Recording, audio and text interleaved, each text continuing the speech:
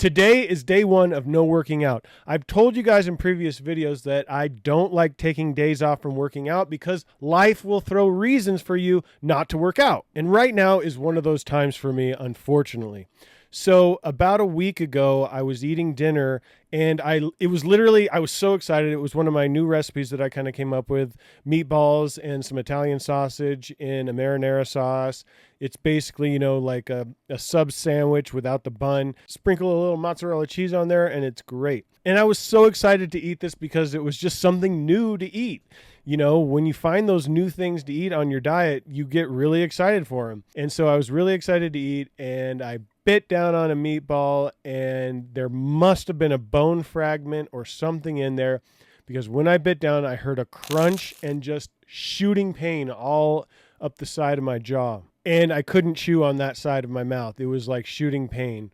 And it was just miserable. So anyway, long story short, I went to the dentist. The dentist said, "Oh, you've got a cracked tooth." So he ended up, shaving the tooth down to put a crown on it. And I said, "Well, will I be able to eat on this side of my mouth?" And he was like, "Yeah." So they put the temporary crown on.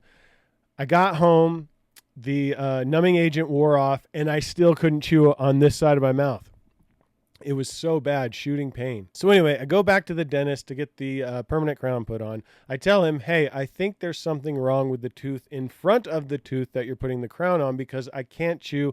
And when I push my tongue up against that tooth, it hurts." Lo and behold, he found a crack in that tooth as well. However, he said we were going to have to actually break that piece off to see how bad it actually was, if the crack went all the way down to the root, or if it was going to crack off at the top and we'd be able to put a crown on it. Well, with my luck, of course, that thing cracked all the way down to the bone. And therefore, he said the only option I had at this point was to just pull the tooth. So I told him to pull the tooth. Now, little did I know what was all going to be involved with the recovery from this. So after the dentist extracted the tooth, he explained to me that I wasn't going to be able to work out for a while. What? That was not part of my plan going into the dentist. But basically, what he said was I'm not going to be able to use a straw, which sucks because that's all I ever use is a straw to drink. I can't work out and I can't spit. All these things are going to be really difficult for me. And I even went and got a second opinion from a family friend who's a dentist, and he told me that he would not work out for at least 4 days. So today is day one of no working out.